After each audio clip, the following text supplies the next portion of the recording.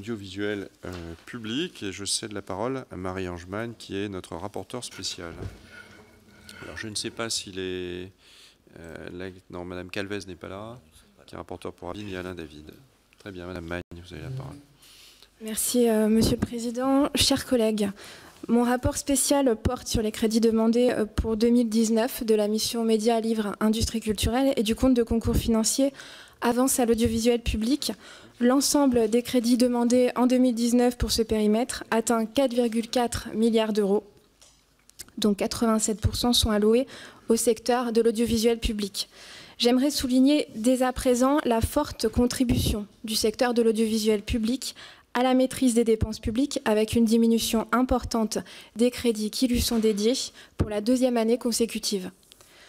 Je vais commencer par la mission Médias, Livres, Industrie culturelle, dont les crédits s'établissent à 581 millions d'euros pour 2019, en hausse de 5% par rapport à 2018. Le premier programme de cette mission porte les crédits majoritairement destinés au soutien du secteur de la presse. 3 remarques peuvent être faites concernant ce programme. Premièrement, le gouvernement a choisi d'augmenter de 2 millions la subvention versée à l'agence France Presse face aux difficultés qu'elle traverse. Cette dotation supplémentaire devra s'accompagner d'une refonte en profondeur du modèle économique de l'agence. Deuxièmement, le dispositif des aides à la presse connaît 2 changements. D'une part, les aides allouées au portage diminuent de 5 millions d'euros et d'autre part, un fort redéploiement des crédits est effectué pour renforcer le soutien de l'entreprise de distribution de presse Prestalis. Enfin, le programme 180 ne recouvre toujours qu'imparfaitement l'ensemble des aides à la presse, puisque l'aide au transport postal est toujours budgétée sur la mission économie. Ainsi, j'ai déposé un amendement sur cette mission pour inciter le gouvernement à rapatrier cette aide sur le programme 180 dès l'année prochaine. Le deuxième programme de cette mission regroupe les crédits dédiés au secteur du livre et des industries culturelles.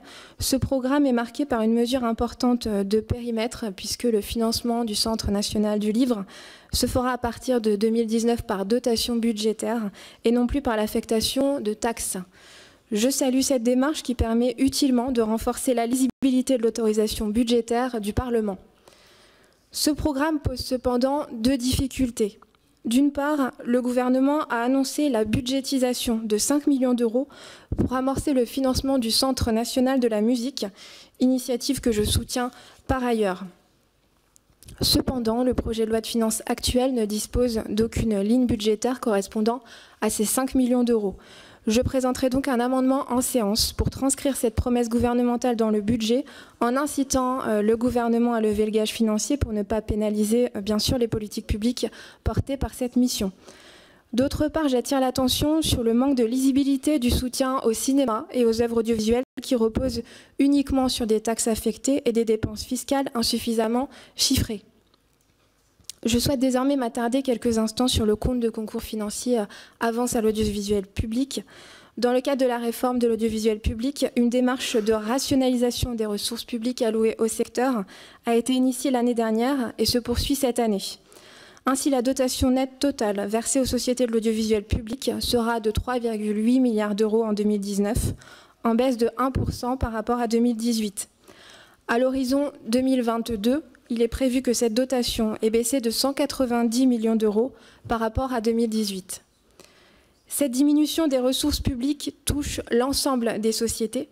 Elle découle d'une suppression de la part affectée de la taxe sur les opérateurs de communication électronique, la TOCE, à France Télévisions, et du gel du montant de la contribution à l'audiovisuel public, la CAP, en 2019. La contribution à l'audiovisuel public, désormais seul vecteur de financement du secteur, devra rapidement faire l'objet d'une réforme importante dans le contexte de suppression de la taxe d'habitation à laquelle elle est adossée et de fortes modifications des usages de consommation du contenu audiovisuel. C'est pourquoi je souhaite demander au gouvernement de présenter un rapport sur ce sujet avant le 1er juin 2019 afin de pouvoir intégrer cette réforme dans le prochain budget. J'aimerais maintenant insister sur le dynamisme de notre secteur audiovisuel qui investit massivement dans le numérique et produit une information de qualité accessible à tous nos concitoyens malgré les coupes budgétaires demandées.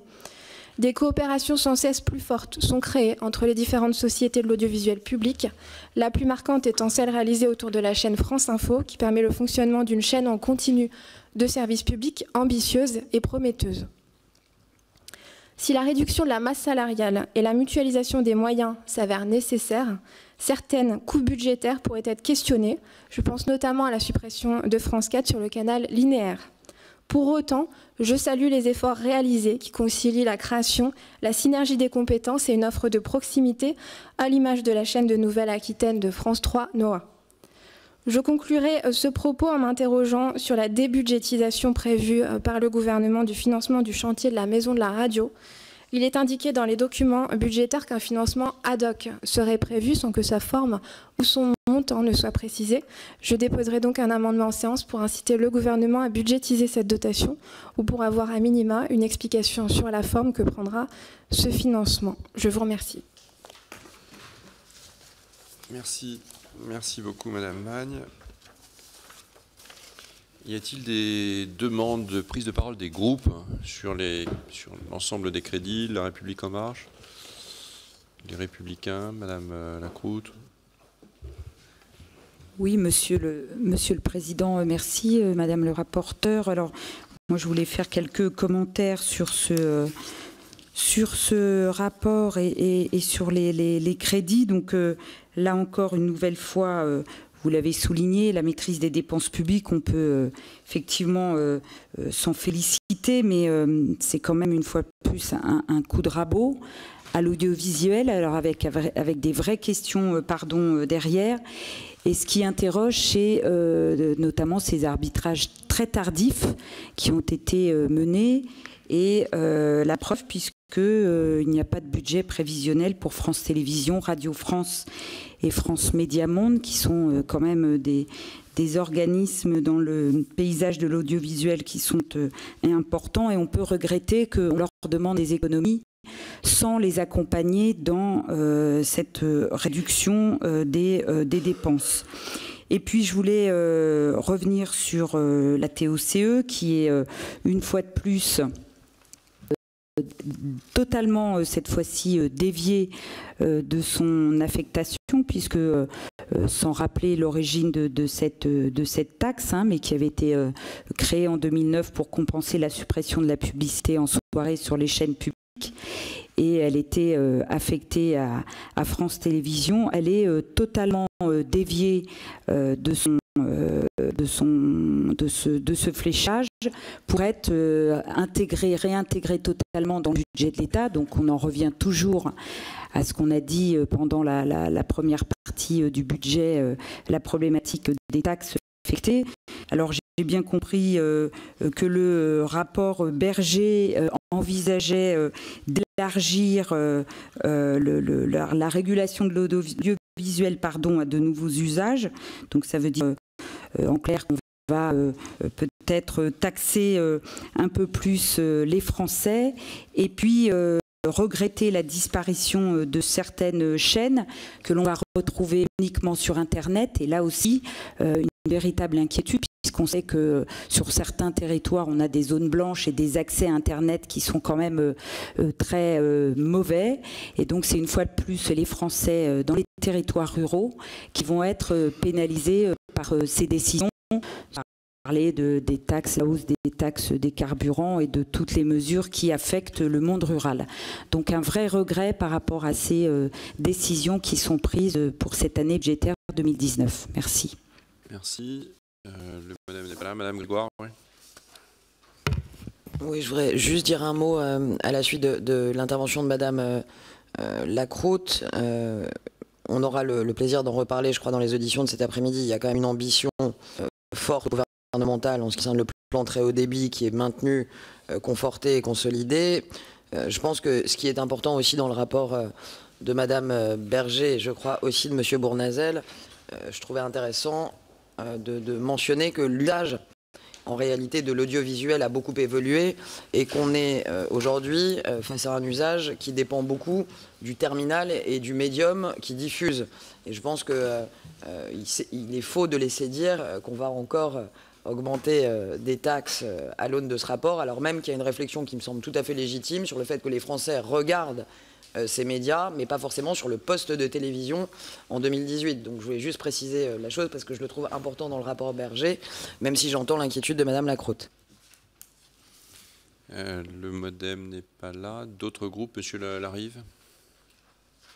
Oui, merci Monsieur le Président. Alors le gouvernement accorde à la mission Médias, Livres et Industrie culturelle une augmentation de son budget de 3,06 en valeur courante, ce qui est suffisamment rare pour le souligner, mais en même temps il ampute de 101 millions de son avance à l'audiovisuel public. Le gouvernement prévoit de vider le fonds stratégique pour le développement de la presse au bénéfice de Prestalis. L'entreprise est en difficulté, ses salariés également. Mais en sauvant provisoirement Prestalis, vous mettez en danger les autres acteurs du secteur et notamment les médias en ligne. Il faut sauver Prestalis et le secteur de la distribution tout entier. Mais il faut le faire bien.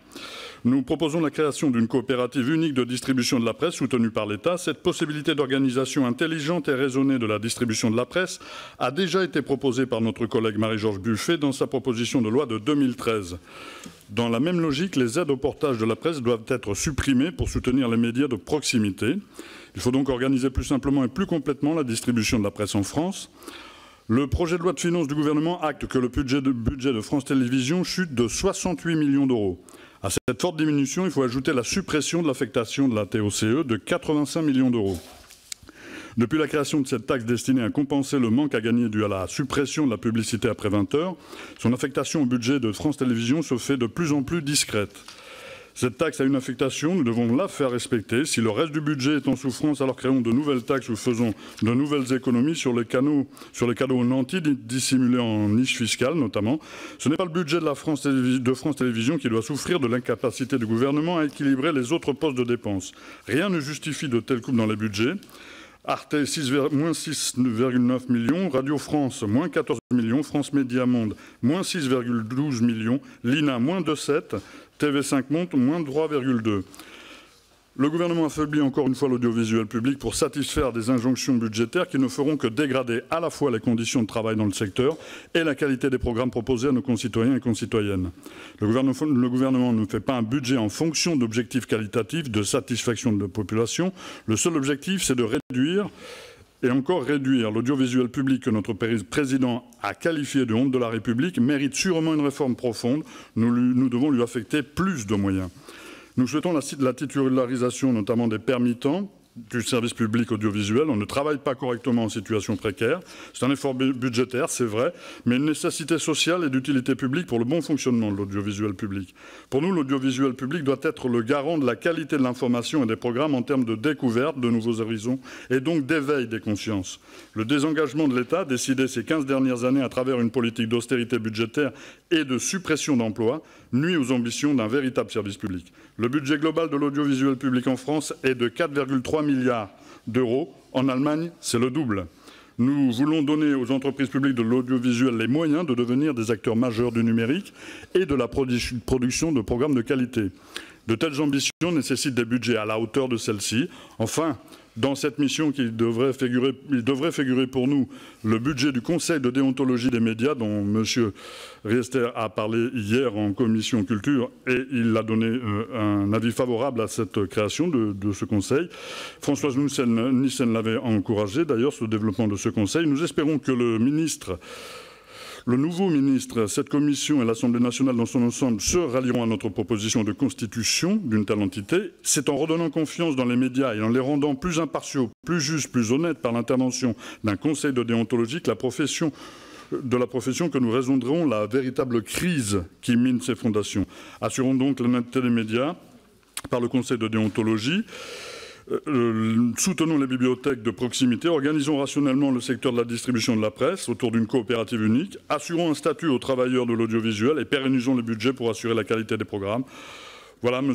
Riester vient d'entrer en fonction. Nous espérons qu'il fera de cette mission un enjeu majeur de sa politique nationale. Je vous remercie, M. le Président. Merci, M. Larive. Alors, nous passons l'examen. M. Dufresne, pardon, excusez-moi. Non, c'est pas très grave. Je voulais simplement dire d'une manière très, très brève que je fais totalement mien les propos de mon collègue Michel Larive, notamment dans la place de l'audiovisuel public dans le paysage audiovisuel et puis les questions qui sont liées à la presse, au portage de la presse et à la capacité de la presse à survivre. Merci beaucoup, Monsieur Dufresne. C'est vrai que sur le portage de la presse, il y a de telles évolutions techniques difficile de ne pas en tenir compte. Sur le 244, pardon, vous vouliez dire un mot? Alors, attendez, oui, allez-y. Oui, Monsieur le Président, très rapidement pour rebondir sur les propos de Madame Grégoire sur le plan très haut débit, on a toujours l'impression, avec ce qui a été évoqué par le ministre dans l'hémicycle ou ailleurs, que l'État va sauver les territoires dans le cadre de ce plan. Je voudrais quand même rappeler que depuis très longtemps, les collectivités locales sont partie prenante dans ces affaires. C'est pas arrivé, j'allais dire, avec l'arrivée d'Emmanuel Macron il y a quelques mois. Oui, mais j'avais perçu, et ce n'est pas la première fois, qu'effectivement, toutes les collectivités qui travaillent, notamment les conseils régionaux, mais les départements aussi et les agglos, les communes aussi, Valérie, tu as raison, travaillent depuis très longtemps pour ces plans haut débit et la mise en place de ces réseaux sur les zones rurales notamment. Donc je veux dire, ce n'est pas quelque chose de nouveau, et on a toujours l'impression qu'il y a de la com qui est fait autour de ça, alors que les élus locaux travaillent depuis très très longtemps avec des sur ces sujets. Merci. Alors, il y a Madame Grégoire, Olivia Grégoire, qui a une demande, pardon. Très rapidement, ça n'était pas le sens de mon propos, et juste avec une petite touche d'humour, si on peut se permettre, je vous confirme même qu'Emmanuel Macron n'a pas inventé Internet. Donc voilà, je suis très au clair de ça, et je me... Écoutez, c'est un scoop, Madame Grégoire.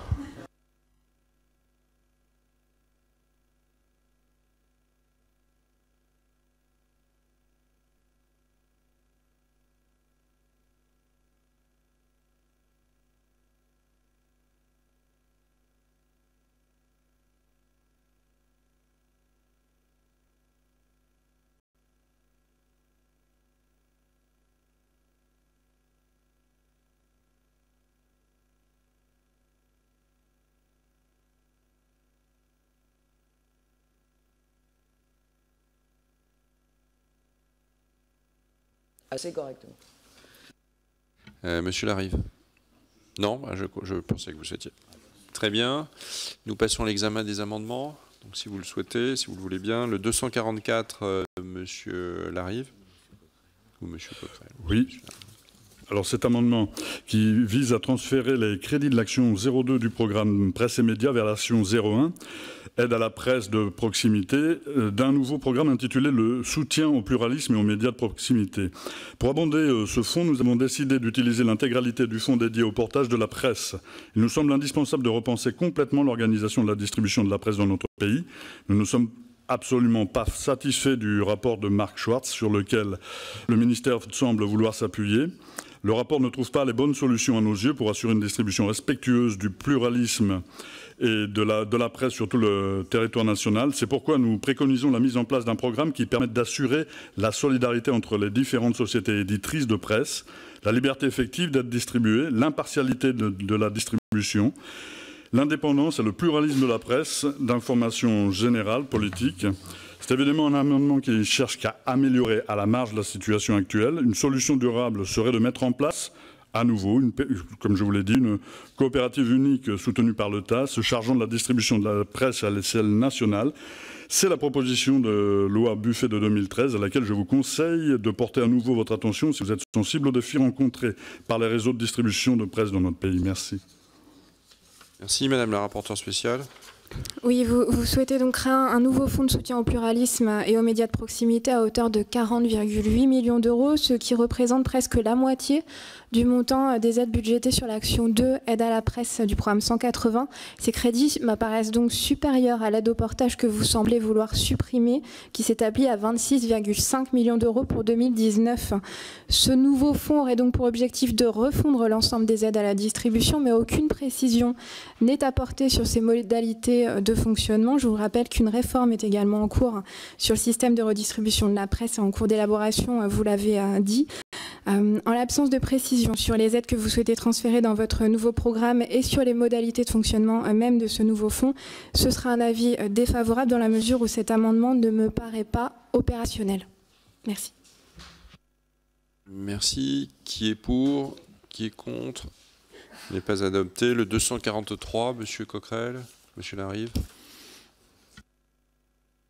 Oui, alors cet amendement vise à transférer des crédits du programme Presse et Médias en son action 05 pour 1 581 660 €, en son action 01 pour 2 918 340 €, ainsi que du programme Livres et Industrie culturelle en son action 01 pour 4 500 000 €, vers l'action 01 Aide à la presse de proximité, vers un nouveau programme, ce nouveau programme dont vous n'avez pas effectivement les détails, mais nous en reparlerons. La philosophie de cet amendement est significativement la même que celui que j'ai défendu donc précédemment. Par cet amendement d'appel, nous souhaitons ainsi encore une fois démontrer qu'un tout autre schéma d'intervention publique pourrait être possible et ferait preuve de bien plus d'ambition.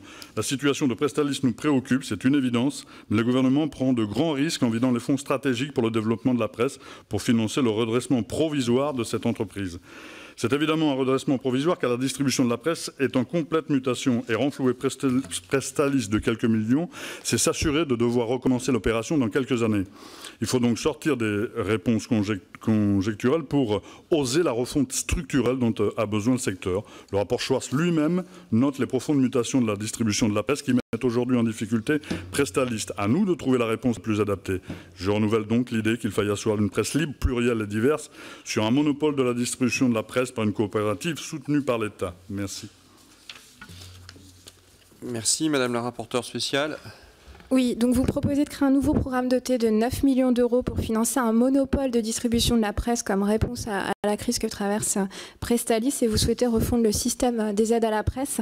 Si la situation de Prestalis m'inquiète également, j'avais eu l'occasion de l'aborder lors du printemps de l'évaluation, une solution pérenne, il me semble, doit être trouvée et il ne me semble pas pertinent de favoriser les monopoles dans ce secteur. C'est en effet en partie à cause de cette situation de monopole que la situation de l'entreprise Prestalis est aussi dangereuse pour l'ensemble du secteur qu'elle menace de déstabiliser durablement. Ce sera donc un avis défavorable. Merci. Qui est pour? Qui est contre? N'est pas adopté. Monsieur Giraud, le 354. Oui, merci Président. Non, cet amendement, il a pour but tout simplement de mettre un peu en lumière les problèmes de la presse quotidienne régionale. Vous savez que la PQR est la presse la plus lue en France par rapport à la presse nationale et que la presse quotidienne régionale est devenue petit à petit, à l'image des autres pays d'Europe, une presse quotidienne régionale qui fait aussi beaucoup de pages nationales et internationales. C'est vrai qu'au départ, j'allais dire, il était de bon ton de parler des feuilles de chou locales qui ne parlaient que des chiens écrasés et des grands journaux nationaux. Aujourd'hui, ça a complètement changé. On a une presse qui est de plus en plus comme la presse italienne, c'est-à-dire une presse régionale de qualité nationale, voire internationale. Or, cette presse se heurte à des difficultés particulières, notamment au regard des territoires desservis. On n'a pas partout Internet. Quand le journal La Montagne, pour faire plaisir à Jean-Paul Dufresne, il est lu au fin fond de l'Allier, on ne peut pas se connecter sur Internet pour le lire, si tant est que la mamie de service au fond de sa ferme ait les capacités, je dirais, contributives à s'installer une boucle Wi-Fi. Et on se retrouve face à des difficultés qui sont importantes. Alors cet amendement, il a pour objet tout simplement de mettre 20 millions d'euros en plus sur les aides en les fléchant sur la PQR, avec une volonté très claire de ma part qui est de faire en sorte que le problème soit posé dans l'hémicycle et bien évidemment des annulations de crédit que j'ai indiquées là-dessus parce qu'on ne peut pas faire autrement en deuxième partie, mais qui ont pour vocation non pas à être appliquées mais à gager l'amendement puisque si tel n'était pas le cas, bien évidemment je le retirerai en séance. Voilà. Madame la rapporteure. Oui, monsieur le rapporteur général. Comment vous dire? Non mais je vous assure, il est habitué. Hein. Il a beaucoup fait. Hein. Bon, vous le savez, moi je suis sensible à la baisse des crédits portant sur le programme 180, moins 5 millions d'euros pour les aides au portage et moins 9 millions d'euros du Fonds stratégique de développement de la presse pour renforcer le soutien à l'entreprise Prestalis. Vous proposez donc une augmentation très significative de 20 millions d'euros de la dotation budgétaire, ce qui représente tout de même 1/5 de l'ensemble des crédits du programme. Bien que j'apprécie, vous vous en doutez, votre démarche et que ce soutien m'apparaisse nécessaire, je m'interroge sur les modalités de financement de cette augmentation. En effet, on a la suppression de l'abattement de l'impôt sur le revenu pour les journalistes porté par notre collègue Botorel qui aurait pu éventuellement financer cette mesure, mais elle n'a pas adopté, ça ne vous a pas échappé en séance. Sur la première partie du budget, présenté. Je me vois donc contrainte d'émettre un avis défavorable dans l'attente d'une équation financière soutenable à l'augmentation de ces crédits. On pourra en discuter en séance. Avis défavorable.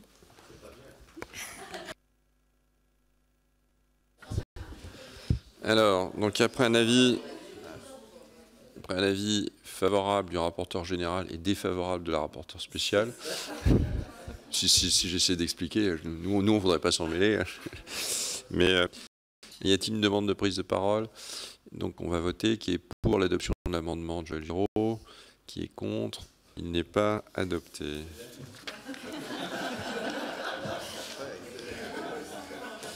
Alors, du coup, le 299. Merci, Monsieur le Président. Les crédits alloués à l'aide à la presse baissent de 5 millions d'euros en 2019. On nous parle d'une sous-consommation. Le taux d'exécution était de 80% à l'exercice précédent, mais cette sous-consommation est due au mode de paiement des subventions accordées dans le cadre des aides à la modernisation. Et elles ne sont accordées qu'à réception des factures correspondantes de ce processus, peut donc s'étaler sur plusieurs années. Donc ce que nous proposons, c'est de maintenir le crédit d'aide à la presse. Par cet amendement, donc les crédits de l'action 2, aide à la presse du programme 180, presse et médias, sont abondés de 5 millions d'euros, 10 millions d'autant les crédits de l'action numéro 1, livre et culture du programme 334, livre et industrie culturelle. Donc par rapport aux règles à l'article 40, nous oblige à prendre crédit sur une autre action. Nous en sommes conscients que ce n'est pas forcément souhaitable, mais on est certain que le gouvernement pourrait peut-être gager. Madame la rapporteure, sur le 299.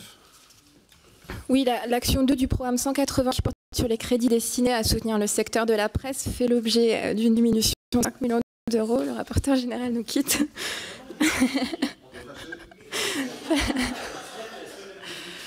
Cette diminution concerne uniquement l'aide au portage de la presse qui consiste en la distribution des journaux au domicile des abonnés sans utiliser le transport postal.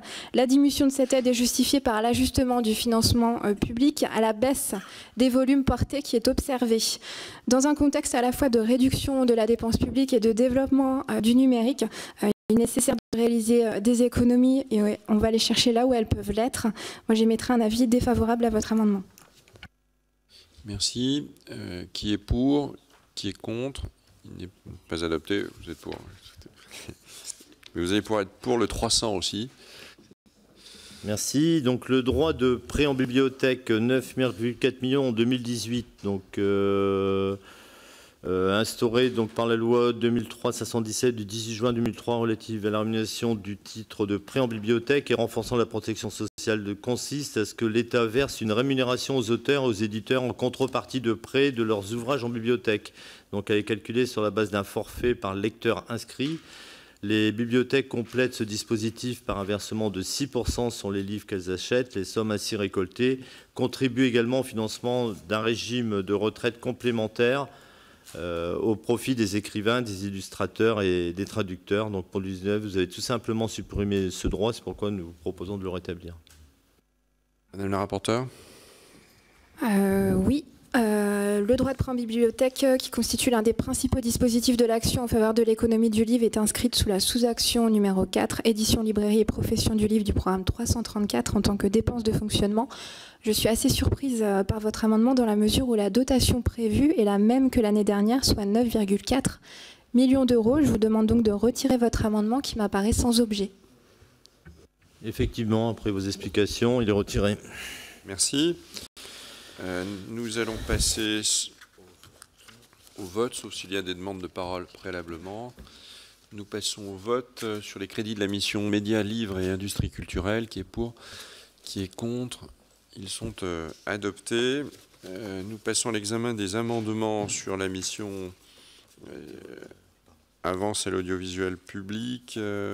Madame Magne, il est retiré ou il est... Non, il y en a avant. Pardon, il y en a un avant alors. Ah oui, c'est un additionnel. Madame Cariou a été retirée. Et Monsieur Coquerel, le 245. Oui, c'est un amendement d'appel pour créer un programme intitulé Transformation numérique du service public de l'audiovisuel. Il nous semble que la question de la transition numérique est suffisamment importante pour ne pas la laisser seulement aux mains du marché, que ce soit Netflix, Amazon, Canal+, etc.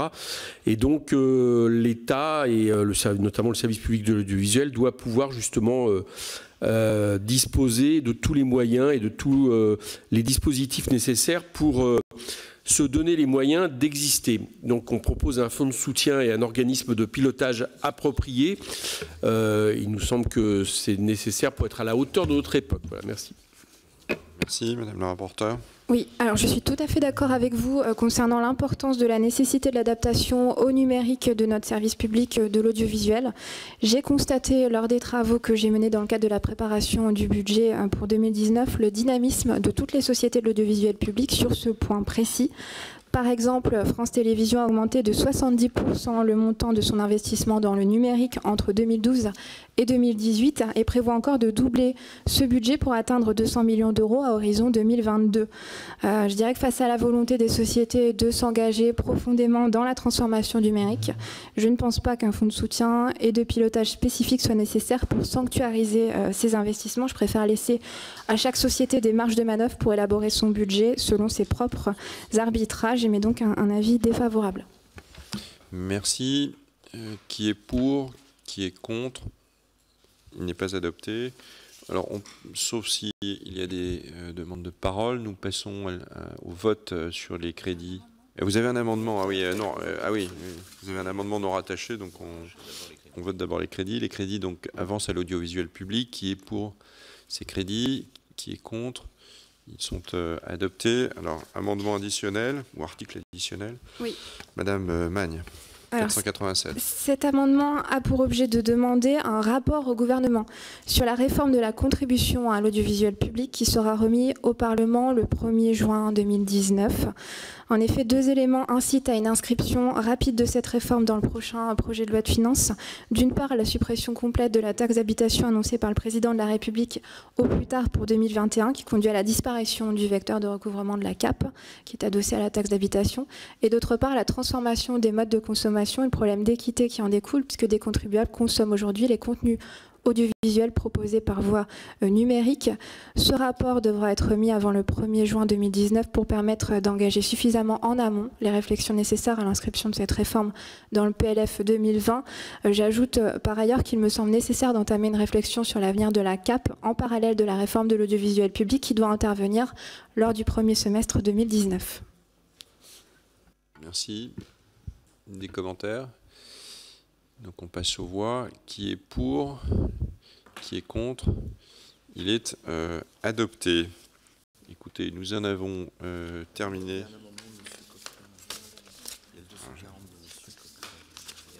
Ah, pardon, il y a un 240, Monsieur Coquerel, désolé. Oui, merci Monsieur le Président. Et en plus, il est important cet amendement parce qu'il vise à éviter la disparition de François et France 4 sur le réseau hertzien pour France 4. Très franchement, c'est une très mauvaise nouvelle. Pas seulement d'ailleurs au niveau de François, j'allais dire pour le public a priori recherché par cette chaîne, mais je ne sais pas vous, mais autour de moi, dans ma famille, il y a plein de gens qui, la journée, notamment des personnes âgées, regardent ces chaînes de qualité.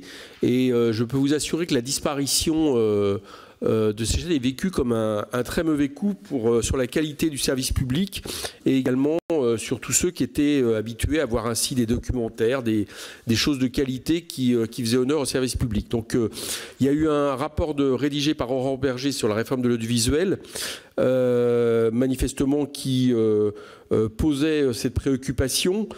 Cette suppression, en plus, très franchement, représente une gabegie financière difficilement compréhensible. Donc, même si, évidemment, s'opposer à la fermeture de France 4 n'est pas s'opposer à la création de nouvelles chaînes, mais je vous assure que c'est une décision qui est difficilement compréhensible. Merci. Merci. Madame la rapporteure. Moi, je comprends totalement votre inquiétude concernant la réforme de l'offre de l'audiovisuel public qui passe par, d'après les annonces du gouvernement, d'une part un effort conséquent en matière budgétaire puisque 190 millions d'euros d'économies sont programmés à horizon 2022 et puis par ailleurs la suppression de France O et de France 4. Le projet de loi, vous le savez, est en cours d'élaboration avec un processus qui associera aussi les parlementaires. À titre personnel, je suis contre la suppression de France 4 sans garantie qui sera apportée au secteur de l'animation. Je serai donc particulièrement attentive aux arguments du gouvernement portant sur ce sujet. Par ailleurs, je ne doute pas que l'étude d'impact qui accompagnera ce projet de loi établira un bilan détaillé de l'opportunité de la suppression de ces deux chaînes. Si cette option est maintenue, je donne donc un avis défavorable à cet amendement.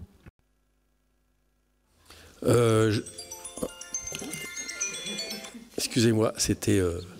excusez-moi, Monsieur le Président, Madame la rapporteure générale, mais je comprends très bien. Est-ce que votre argument me donne en gros raison, enfin en tout cas montre que vos inquiétudes, vous partagez les miennes, et vous proposez un avis défavorable sur un amendement dont je rappelle que c'est pour un rapport sur la viabilité de sa politique budgétaire publique en matière audiovisuelle, notamment sur ces deux chaînes.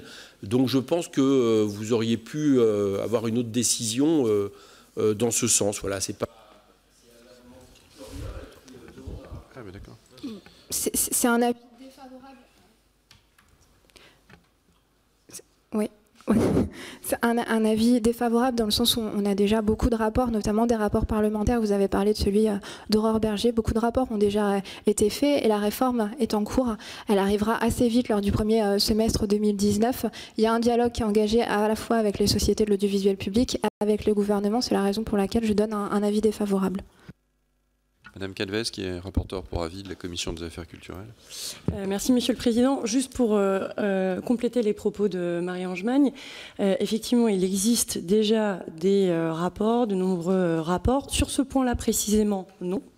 Mais ça peut être le Parlement qui peut s'en saisir et de demander un avis au gouvernement, un rapport au gouvernement n'est pas forcément le plus constructif. Simplement, pour rappeler sur France O et France 4, l'idée derrière, c'est de pouvoir mettre les contenus outre-mer et les contenus jeunesse aussi plus en avant sur les autres canaux de France Télévisions. Donc ça, je tenais à pouvoir le rappeler. C'est juste la même histoire que la demande au gouvernement d'un rapport sur la redevance. On pourrait aussi considérer que c'est le Parlement qui doit s'en saisir avant que le gouvernement n'aboutisse à une réforme de l'audiovisuel. Donc il y a un peu de poids, de mesure. Je ne prends pas parti sur le fond, de savoir s'il faut ou pas un rapport, mais sur la forme.